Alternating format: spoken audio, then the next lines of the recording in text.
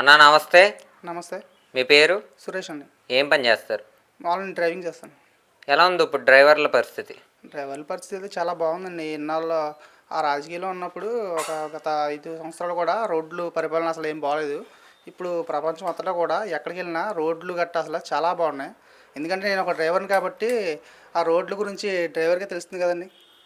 అది ఇప్పుడైతే ఎక్కడ చూసినా చాలా బాగున్నాయి రోడ్లు అయితే. చంద్రబాబు గారు అధికారంలోకి వచ్చి 13 నెలలు అయింది కదా, ఎలా ఉంది? ఎలా అనిపించింది అసలు పరిపాలన? పరిపాలన అయితే చాలా బాగుందండి. పరిపాలన గురించి చూడాల్సి అందుకే కదండి ఇప్పుడు రోడ్లు అవి బాగుపడతాం. ఆయన పరిపాలన రావడం వల్ల కదా ఈ రోడ్లు అవి బాగుపడ్డాయి. అదే ఆయన రాకపోతే రోడ్లు గత 5 సంవత్సరాలు ఎలా ఉండేవి అలాగే ఉండేవి రోడ్డు కూడా.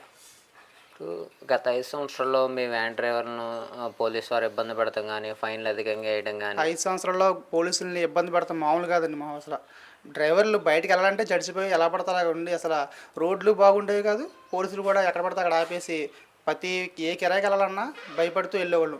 మళ్ళీ ఎప్పుడో కిరాయి ఉండేది, ఆ కిరాయికే వెళ్తే పోలీసులు అదిలే ఇదిలే అని చెప్పేసి ఆపేసినవారు. మళ్ళీ ఆ రోడ్లో డ్రైవింగ్ చేసుకుంటూ వెళ్ళినా సరే ఏదో ఒకటి వ్యాన్కి ఏదో ఒకటి వచ్చి రిపేర్ అవ్వడం. ఆ కిరాయి వచ్చేదేమో 2000 అయితే ఆ రిపేర్కి ఏమో 10,000 అయ్యేది.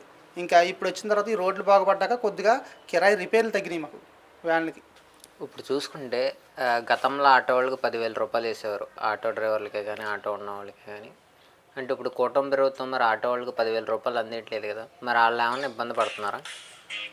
ఇప్పుడైతే మనం అయితే వ్యాన్ అండి, ఆటో గురించి అయితే పెద్ద టచ్ లేదు, మనకు తెలియదు. అంటే మీ డ్రైవర్లతో ఉంటుంది కదా. మా డ్రైవర్లతో అయితే ఆటోకి అయితే పడ్డాయినట్టుగా విన్నాం కానీ మరి అయితే మనకి వ్యాన్ కదండి, దానికైతే నాకు టచ్ లేదు దాని గురించి అయితే. ఇప్పుడు చూసుకుంటే సూపర్ 6 పేరు మీద పథకాలు అమలు చేస్తున్నారు కదా, ఎలా అనిపించినాయి ఆ పథకాలు? పథకాలు అయితే బాగున్నాయండి. పెన్షన్ పెంపు కార్యక్రమం ఎలా అనిపించింది? అన్నీ బాగున్నాయండి. ఇప్పుడు రైతు భరోసా నిధులు ప్రజలకి అందుతున్నాయా? మొన్న విడుదల అందినాయండి మొత్తం. మొన్న గ్యాస్ పరంగా ఏంటి, తల్లికి వందనం ఏంటి, అన్ని విధంగా పథకాలన్నీ అందినాయి మాకు. పథకాలన్నీ అన్నీ అందినాయండి. సో ఎలా అనిపించింది గత 5 సంవత్సరాలు లా అండ్ ఆర్డర్ కానీ ఇప్పుడు పరిస్థితి కానీ? అదే చెప్పే కదా, మొత్తం 5 సంవత్సరాల్లో అయితే మాకైతే ఏం అనిపించలేదు. నేనైతే గత 5 సంవత్సరాల క్రితం అయితే జగన్కే ఓటైతే అటే వేసాం. కానీ ఇప్పుడైతే ప్రభుత్వం ఇది వచ్చాక అసలు మేము ఇంకా వైఎస్ఆర్సీపీకి వేసి వెళ్ళాం. అసలు నాతో బలంగా ఉన్న వాళ్ళు కూడా తెలుగుదేశమే చూస్తాను అనుకుంటున్నాను అయితే పాటు. ఇప్పుడు జగన్మోహన్ రెడ్డిని లిక్కర్ స్కామ్లో అరెస్ట్ చేస్తా అంటున్నారు, అంటే ఇప్పుడు నిజంగా అరెస్ట్ చేసే అవకాశం ఉందంటారు? ఏం మరిలేండి, అయితే మనకంత టచ్ లేదు రాజకీయం గురించి. అంటే ఇప్పుడు ఒకవేళ ఆయన చేసింది తప్పే అంటే గత 5 సంవత్సరాలు లిక్కర్ వాళ్ళు చాలామంది చనిపోయారు అంటున్నారు, వాస్తవంగా చనిపోయారు అంటారు? ఏం మరండి, మనకంత టచ్ లేదండి ఇట్ల గురించి. అయితే మీ ఎమ్మెల్యే గారి పేరు? చింతమనేని ప్రభాకర్. ఎలా ఉంది ఆయన పరిపాలన? ఆయన పరిపాలన చాలా బాగుందండి. అంటే ప్రజలకి ఏదైనా కష్టం వస్తే ఏది వచ్చినా సరే ఎమ్మటే వచ్చి ఆదుకుంటాడండి. ఎక్కడికైనా డైరెక్టర్ ఇంటికి వచ్చేస్తాడు ఆయన అసలు. అయితే ఈ 5 సంవత్సరాల్లో చంద్రబాబు గారు అభివృద్ధి చేస్తారంటారు ఆంధ్రప్రదేశ్? చేస్తారండి. అంటే నిరుద్యోగులకు ఉద్యోగ అవకాశాలు కల్పిస్తారంటారు? చూస్తున్నారు కదండి. ఇప్పుడు వచ్చింది పరిపాలన వచ్చి సంవత్సరంన్నర అవుతుంది. ఈ లోపే ఎంత జరిగింది చూసారుగా. మొత్తం ఇప్పుడు కోట ఏంటి, కింద సారి అయితే కోట తీసుకుని సంవత్సరంన్నర అయింది. కోటాలో తీసుకోవాలా. ఇప్పుడు ఇంటింటికి వ్యాన్ అని చెప్పేసి వచ్చేవారు. నేను ఏ కిరాకి వెళ్ళిపోయేవాడిని. సంవత్సరంన్నర వరకు నేను కోట బియ్యమే తీసుకునేవాడిని కాదు. ఇప్పుడు నెలకే 1వ తారీఖు నుంచి 15వ తారీఖు అని చెప్పేసి ఎక్కడో చోట పెడుతున్నారు. మహా అయితే ఇంటికి 2-3 కిలోమీటర్ దూరంలో ఉంటుంది. మనం ఎప్పటికప్పుడు వెళ్ళి కోట కూడా వెళ్ళి తీసుకుంటున్నాం. దానివల్ల ఎంత యూజ్ ఉంది. ఇప్పుడు నాకు పొద్దున్న కిరాయి ఉందనుకో, ఏ టైంలో ఖాళీగా ఉంటే ఆ టైంలో ఏదో ఒక రోజు 15 రోజులు ఏదో రోజు ఖాళీగా ఉంటుంది. ఆ ఖాళీగా ఉన్న రోజు వెళ్ళి కోట తెచ్చుకుంటున్నాను. ఇప్పుడు నేను వచ్చిన తర్వాత వచ్చాక నేను 4 సార్లు తెచ్చుకున్నాను కోట అవర్స్ పెట్టి. అంతకుముందు నేను తెచ్చుకున్నాను కదా, అంతకుముందేమో మా అమ్మ తెచ్చుకునేది. ఇప్పుడు నేను ఇది ప్రభుత్వం వచ్చిన వల్ల ఈ కోట పెడతాం వల్ల నేను ఇక్కడికి ఎప్పుడు కాబట్టి తెచ్చుకుంటున్నాను. అమరావతి రాజధాని 5 సంవత్సరాల్లో పూర్తి అయిపోద్ది అంటారా? ఏం మరండి అది మనకు తెలియదు. అంటే ఇప్పుడు రైతులకి ఎంత ముఖ్యమైనది పోలవరం ప్రాజెక్టు, అది కూడా 5 సంవత్సరాలు పూర్తయ్యే అవకాశం ఉందంటారా చంద్రబాబు గారి ప్రభుత్వంలో? ఈ ప్రభుత్వం అంటే పూర్తి అయిపోద్దని నేను అనుకుంటున్నాను. అంటే చంద్రబాబు గారు 20 లక్షల ఉద్యోగాలు ఇస్తా అంటున్నారు కదా, మరి ఇచ్చే అవకాశం ఉందంటారు? చంద్రబాబు గారు 20 లక్షల ఉద్యోగాలు ఇస్తా అంటున్నారు కదా, మరి ఇచ్చే అవకాశం ఉందంటారు? ఇస్తారండి, ఖచ్చితంగా ఇస్తారు. అయితే ఓకే, థ్యాంక్ యూ. యువతంతా పక్క రాష్ట్రాలకు వేరే ఒక దేశాలకు పారిపోయారంటూ వ్యాఖ్యలు వినపడుతున్నాయి. నిజంగా గత 5 సంవత్సరాల్లో అభివృద్ధి చేయడం కానీ ఉద్యోగ అవకాశాలు కల్పించడం కానీ ఏం జరగలేదా? నిజంగా చదువుకున్న యువత బయటికి పారిపోయారంటారా? లేదు నాన్న, ఇదంతా అబద్ధం అన్నమాట.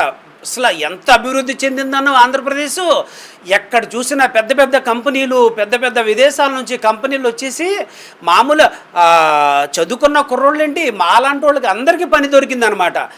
ఎక్కడన్నా చెప్పుకోవడానికే ఇవన్నీను. రాష్ట్ర ప్రభుత్వంలో అసలు అభివృద్ధి అనేది 4 సంవత్సరాల్లో కుదుట పడిపోయింది. ఎంతసేపు నేను మళ్ళీ చెప్తున్నాను, అక్కడ పగలగొట్టేయడం, కక్ష సాధింపు చేసుకోవడం, ఒక అభివృద్ధి పని అనేది అసలు మన దృష్టిలో లేదు. అది పగలగొట్టేసామా? నేను నా కింద ఉన్నోళ్ళతో ఎతని మనిషిని తిట్టించానా, ఏడిపించానా, కక్ష సాధించుకున్నానా? ఇదే జరిగింది. కానీ 4 సంవత్సరాల్లో ఉన్న ఏలూరు సంబంధించి నేను మాట్లాడుతున్నాను. ఏలూరులో ఉన్న 2 జూట్ మిల్లు కూడా వెళ్ళిపోయి ఇవాళ రోడ్డును పడ్డారు. రాష్ట్రాన్ని పరిపాలించే మనిషి అంటే పరిపాలించే నాయకుడిలాగానే ఉండాలి. ఇలా కూటమి ప్రభుత్వం వచ్చినా కూడాను అసలు ఎక్కడైనా సంవత్సరం పాటు జరిగింది, ఎక్కడైనా విభేదం ఉందా? నేనే చంద్రబాబు నాయుడిని, నేనే ముఖ్యమంత్రిని, మీరు నాకు సపోర్ట్ ఇచ్చారు, అంతవరకు మీరు ఆ హద్దుల్లో ఉండాలని ఎక్కడైనా ఉందా? ఆయన ఎక్కడో విదేశాలు, నిన్న ఎవరో చెప్పారు నాకు, ఆయన విదేశాలు వెళ్తే ఇప్పుడు మన రాష్ట్రానికి మన పవన్ కళ్యాణ్ గారేనండి ముఖ్యమంత్రి అని చెప్పేసి. అలాగా కలుపుకుంటూ పోతే కలిసి ఉంటే కలదు సుఖం అని రాష్ట్రం ఈ 1 సంవత్సరంలోనే మీరు ఇన్ని ఇంటర్వ్యూలు చేస్తున్నారు కదా, 4 సంవత్సరాలు ఆగండి. రాష్ట్ర యువతకి ఎలాగ దొరుకుద్దో మీరు ఇలా విలేకరుగా మీరు మాట్లాడుతున్నారు. మీరు కూడా నేను చెప్తున్నాను, ఈ ఉద్యోగం చేయడానికి నాకు ఈ జీతం సరిపోతుంది, నా ఫ్యాక్టరీకి వెళ్ళిపోతానని మీరు కూడా వెళ్ళిపోతారన్నమాట 4 సంవత్సరాల తర్వాత. అంటే జగన్మోహన్ రెడ్డి వాలంటరీ వ్యవస్థ అనేది పెట్టి ప్రజలందరికీ నవరత్నాలు పథకాలు ప్రజలందరికీ అందించామన్న వ్యాఖ్యలు చేస్తున్నాడు. నిజంగా వాలంటీర్ వ్యవస్థ అంత గొప్పగా పనిచేసిందా? అంత గొప్పగా పనిచేస్తుంటే మరి ఇప్పుడు కూటమి ప్రభుత్వం వచ్చిన తర్వాత వాలంటీర్ వ్యవస్థ ఏమైంది? అసలు వాలంటరీ వ్యవస్థ చాలా గొప్పగా పనిచేసింది అన్నారు. వాలంటరీ వ్యవస్థ గొప్పగా పనిచేసిందని ఆళ్ళ ప్రభుత్వమే చెప్పుకోవాలి. సామాన్యుడి దగ్గరకు వచ్చి ఇంటికాడ 2 చాక్లెట్లు 2 బిస్కెట్లు డబ్బాలు పెట్టుకుంటే మీరు సచివాలయంకి వచ్చి దీనికి పన్ను కట్టాలని చెప్పేసి ఇంటింటికి తిరిగి ఇంటికాడ ఏదన్నా ఒక ముసలావిడ కానీ ముసలతను కానీ కొట్టు పెట్టుకొని అమ్ముకుంటుంటే దానికి మీరు ట్యాక్స్ కట్టాలని చెప్పి సచివాలయం పోలీసులు ఇంటికి వచ్చిన రోజులు ఉన్నాయి. దానికి ఉదాహరణ కూడా నేనే, షాప్ కూడా ఆపేసాను నేను. దానికి ఉదాహరణ కావాలంటే నేనే ఇస్తాను. వాలంటీర్ను సచివాలయం పోలీసు మా ఇంటి దగ్గరికి వచ్చారు, ఖాళీ ఉంటాం ఎందుకని, ఇంటికాడ ఏదైనా షాప్ పెడితే ఆ షాప్కి వచ్చి కట్టమన్నారు. ఏంటి రోజుకు 100 రూపాయలు సంపాదించి ఒక షాప్కి వచ్చి అక్కడికి వచ్చి కట్టమంటే ఏంటి? ఇంటింటికి ఉన్న ఇన్ఫర్మేషన్ వాళ్ళకే. ఒక తల్లిదండ్రులు ఉంటారండి, ఆ పిల్లోడు ఓ 30,000 సంపాదిస్తున్నాడు, లేకపోతే గవర్నమెంట్ ఉద్యోగమే చేస్తున్నాడు, తల్లిదండ్రులను చూడ్డు, ఎక్కడ ఉంటాడు రాడు, వాళ్ళకి బుద్ధి కూడా పంపించడు, వాళ్ళు బతుకుతుంటారు. కానీ ఆ కుర్రోడికి వాళ్ళ అబ్బాయికి ఏదో ఉద్యోగం ఉంది, వాళ్ళ అబ్బాయి ఏదో లక్షలు సంపాదించేస్తున్నారని చెప్పి ఆ ముసలోళ్ళ దగ్గర నుంచి వీళ్ళు ప్రతి ఇన్ఫర్మేషన్ తీసుకెళ్ళి సచివాలయానికి ఇచ్చి వాళ్ళ దగ్గర రేషన్ కార్డులు తీసిన సంగతులు ఉన్నాయి. ఏమీ సంబంధం, ఏ పార్టీకి సంబంధం లేని ముసలోళ్ళకి చిన్న పేదోళ్ళకి రేషన్ కార్డులు తీసిన రోజులు ఉన్నాయి. అవి కూడా నేను సాక్ష్యం చూపించగలను వస్తే. బాబాయ్ గారు, ఇప్పుడు చూసుకుంటే కనుక లిక్కర్ స్కామ్లో వైఎస్ఆర్సీపీ కార్యకర్తలను అరెస్ట్ చేస్తున్నారు. వైఎస్ఆర్సీపీ కార్యకర్తలు కానీ వైసీపీ వాళ్ళు కానీ ఏమంటున్నారంటే, గతంలో చంద్రబాబు గారిని అరెస్ట్ చేయడం వల్లే మా మీద కక్ష సాధింపుతో రౌడీల వలె తిరగబడి మమ్మల్ని అరెస్ట్ చేస్తున్నారు అంటున్నారు.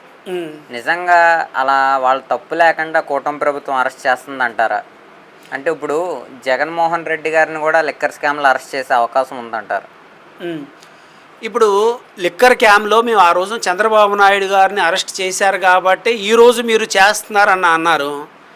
14 సంవత్సరాల ముఖ్యమంత్రిగా చేసినాక మీ ఇంట్లో మీరు ఎక్కడో ఊర్లో ఉన్నప్పుడు మీ తల్లిని కానీ మీకు తండ్రిని కానీ ఎవరన్నా ఒక మాట తూలితే మీరు తంతారు కదా. మాట తూలితే ఏమనకుండా మాట అంటేనే మీరు తిరగబడి అతని మనిషిని కొడతారు కదా.